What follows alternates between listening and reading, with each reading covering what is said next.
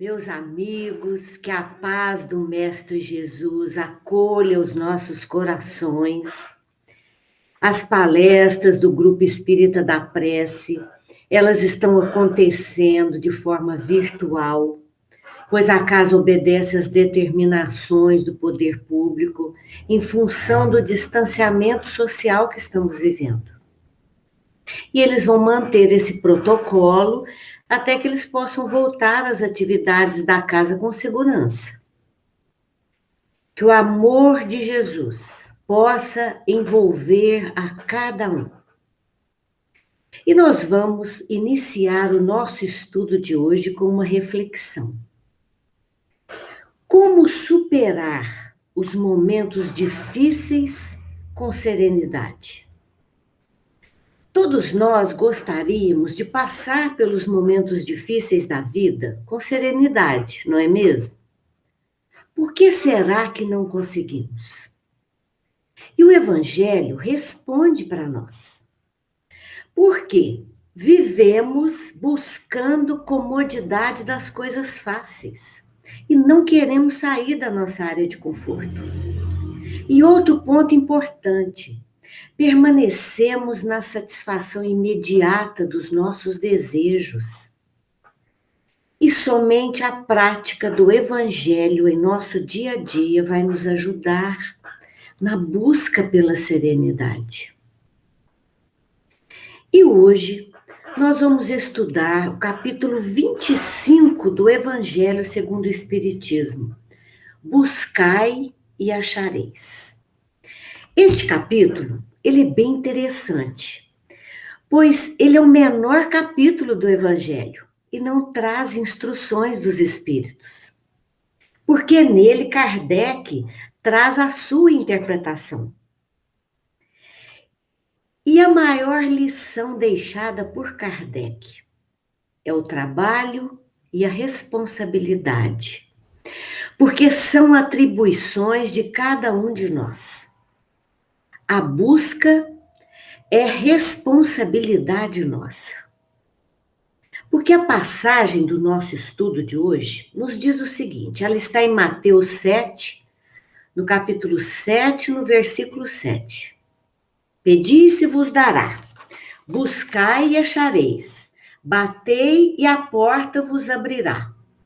Porque todo aquele que pede recebe, que procura acha, e se abrirá aquele que bater a porta. Essa é a passagem que nós vamos estudar hoje.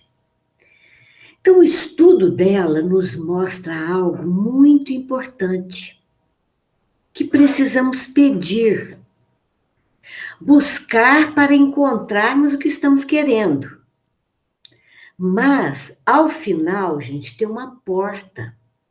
E essa porta faz toda a diferença no estudo dessa passagem. É uma sequência de atos que vão acontecendo, que vão nos colocar diante dessa porta. E que porta é essa? Emmanuel, no livro Pão Nosso, aqui está no capítulo 109. E o tema é o seguinte, 3 imperativos. E ele diz aqui assim, ele começa o estudo assim, pedir, buscar e bater. No emaranhado de lutas e débitos da experiência terrestre, é imprescindível que o homem aprenda a pedir caminhos de libertação. Olha o que o Emmanuel nos ensina. Imprescindível que o homem aprenda a pedir caminhos de libertação. Aí ele diz assim, buscai. A procura constitui de esforço seletivo. O campo jaz repleto de solicitações inferiores, algumas delas recamadas de sugestões brilhantes. É imperativo aprender a buscar o bem legítimo.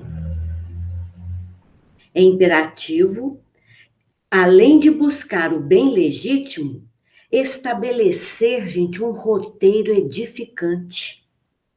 é chegado o momento de bater a porta da edificação. Por isso que eu disse que a porta tinha um significado muito importante. Que significado é esse?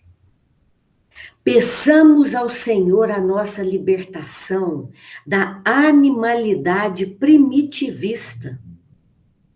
Busquemos a espiritualidade sublime e trabalhemos por nossa localização dentro dela, a fim de converter-nos em fiéis instrumentos da divina vontade. Então, essa trilogia de Jesus, pedi, buscar e batei, reveste-se em especial significado para os aprendizes do Evangelho. E ele ainda diz aqui, ó, em todos os tempos. Então, vamos trazer essa passagem para o nosso dia a dia. O maior ensinamento dela quer dizer, não é uma atividade passiva de ficarmos somente orando e pedindo. Que nós gostamos muito de ficar orando e pedindo. Mas Emmanuel quer nos exige ação. É necessário movimentar, sairmos da inércia, do nosso comodismo. Nós temos que nos colocar à disposição. E todas as vezes que nos colocamos à disposição, ele nos diz, a ajuda do alto vem ao nosso encontro. Por isso, essa passagem é um fundamento da lei do trabalho. E também da lei do progresso. Por quê? Porque o nosso progresso é filho do trabalho. Então vamos ver o significado da palavra trabalho. Toda ocupação útil é trabalho. O trabalho é instrumento da nossa autorrealização. Sem o trabalho, nós não conseguimos o nosso progresso individual. Ninguém pode realizar nada para ninguém. Eu não posso construir e trabalhar para o próximo. Para que possamos sentir realizados, todos nós necessitamos produzir algo. E só pelo trabalho e pelo esforço que podemos sentir que somos capazes de realizar qualquer coisa. Por isso que Rodolfo Caligares, no livro aqui, O Sermão da Montanha, ele tem uma frase que eu acho linda. O homem deve prover a seu sustento com o suor do seu rosto. Observem aqui o valor do trabalho. Essas palavras, elas nos deixam claro que o progresso é individual. Que seremos conhecidos pelos frutos que estamos produzindo. Por isso que o Evangelho tem a frase, conhecereis as árvores pelos frutos. E outro ponto importante, o Espiritismo não exige nada de ninguém, mas espera tudo de nós. No livro Alvorada Cristã, de Chico Xavier, pelo espírito Ney Lúcio, tem outra frase também ó, que eu acho muito bonita. O maior salário de um homem reside na execução da vontade de Deus através do trabalho digno. E Chico vai aqui nos dizendo, ele acrescentou, não se preocupe em deixar nada aos seus filhos, nem construir nada para eles, mas ensina-os a trabalhar, para que eles próprios construam suas vidas, porque somente as construções feitas por nós têm o devido valor. Então nós temos que guardar muito, porque essa mensagem do Chico é de extrema importância para nós. E nós sabemos que aqui na Terra nós temos dois tipos de trabalho. O trabalho remunerado e o trabalho doação. O trabalho remunerado, nós vamos desenvolvendo, segundo Kardec, Na horizontalidade, melhoramos externamente. Necessitamos dele para a nossa sobrevivência. E o trabalho doação, desenvolvemos na verticalidade. Melhoramos internamente. Então, vamos voltar agora para o Evangelho. No capítulo 25, buscai e achareis. Nesse capítulo aqui, Kardec ainda coloca para nós: se Deus tivesse isentado o homem do trabalho do físico, seus membros ficariam atrofiados. Se não obrigasse ao trabalho da inteligência, o espírito permaneceria na infância, no estado de instinto animal. Por isso ele diz: buscai e achareis, trabalhai e produzireis. Deste modo sereis filhos de vossas obras e sereis recompensado segundo o que fizerdes. Muito lindo, né? Por isso, todo trabalho é lei da natureza. Como funciona essa lei na natureza humana? Por que será que temos que levantar cedo para trabalhar? Necessitamos sempre de algo mais. Por que será? Pelo nosso cérebro. Evoluímos e, com isso, criamos uma estrutura que exige cada vez mais. O nosso cérebro, gente, ele tem um ponto de partida, que são os nossos sonhos. E, com isso, construímos um mundo maravilhoso. Mas, para isso, temos que trabalhar. E todo ser humano precisa de 3 fatores para incentivar no trabalho: necessidade, desejo e o interesse. Sem esses 3 fatores, todos nós, a nossa vida, nós permanecemos estagnados, sem motivação para viver. Por quê? Porque o trabalho nos renova, principalmente o trabalho voluntário. Quem serve oferece algo de si no amparo aos outros. E quem oferece algo de si em favor do próximo está beneficiando a si mesmo, pelo merecimento da sua doação.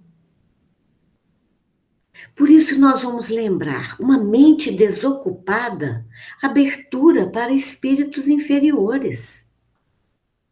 A importância de termos uma ocupação, de sentirmos valorizados, estamos realizando os nossos sonhos. E o mais importante, com a mente ocupada, não dando abertura para as más influências. E, consequentemente, afastando de nós as doenças. Por isso que aqui nós podemos entender o lado divino do trabalho. Vocês querem ver um exemplo perfeito? Se temos uma terra e não plantamos nada nela, vai nascer ali ervas daninhas. É o que acontece conosco. Abrimos as portas para as más influências. E o lado divino do trabalho, ele deve ser a busca de cada um de nós, de todos nós. Eu quero lembrar aqui de um caso do Chico. Ele gostava muito de contar esse caso. É do Jerônimo Mendonça. Era um espírita tetraplégico. E ele ficava somente numa cama, mas viajava por todos os lugares para fazer palestras. A sua mãe sempre dizia: nossa, eu tenho 9 filhos. E você é o único que traz um problema sério, paralítico, e não para em casa. E Jerônimo, em um momento da sua vida, o quadro, a sua saúde piorou muito. E eles resolveram levar o Jerônimo para o Chico, para que ele pudesse tomar um passe. E chegando lá, Jerônimo disse ao Chico: Chico, a minha vida está por um fio. E naquela hora, Emmanuel soprou ao ouvido de Chico e disse assim: Chico, fala para ele que quanto mais ele trabalhar, mais ele engrossa esse fio. Então, o maior ensinamento, meus amigos, dessa história, somos nós pensarmos que a nossa vida está por um fio.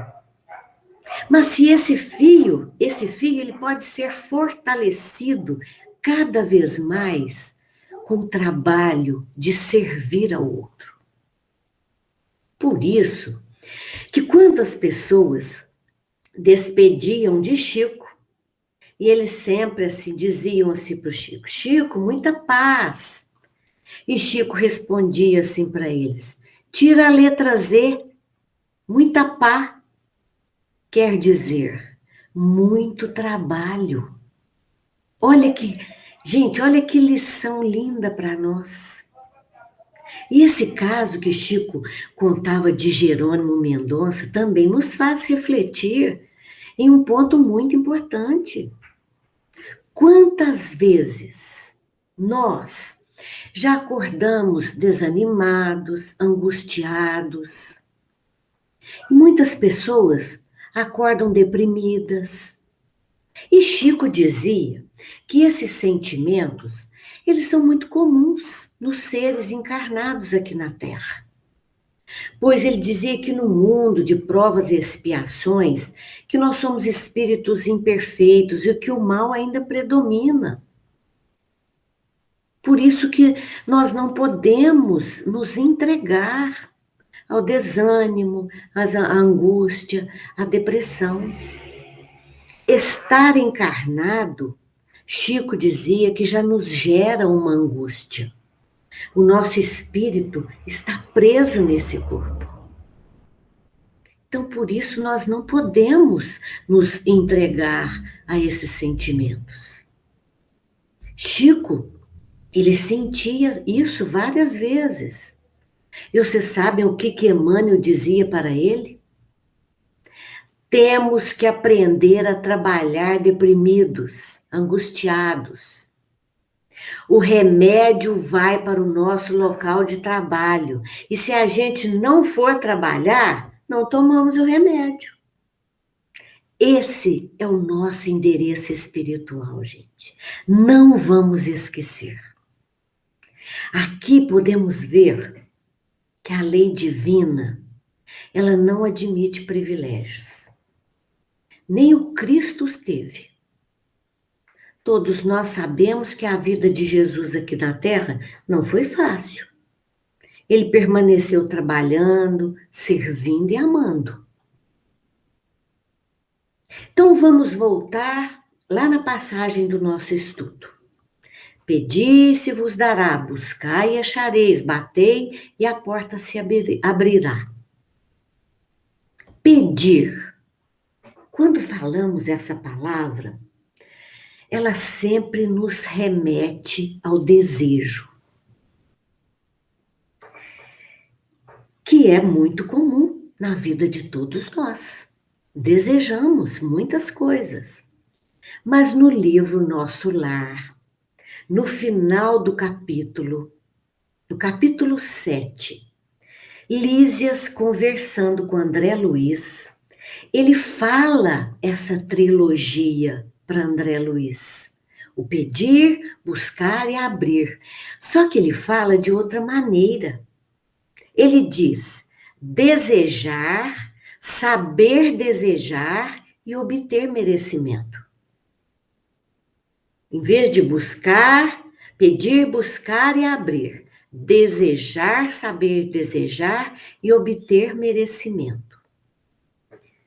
Todos nós sabemos que o desejo, ele é insaciável.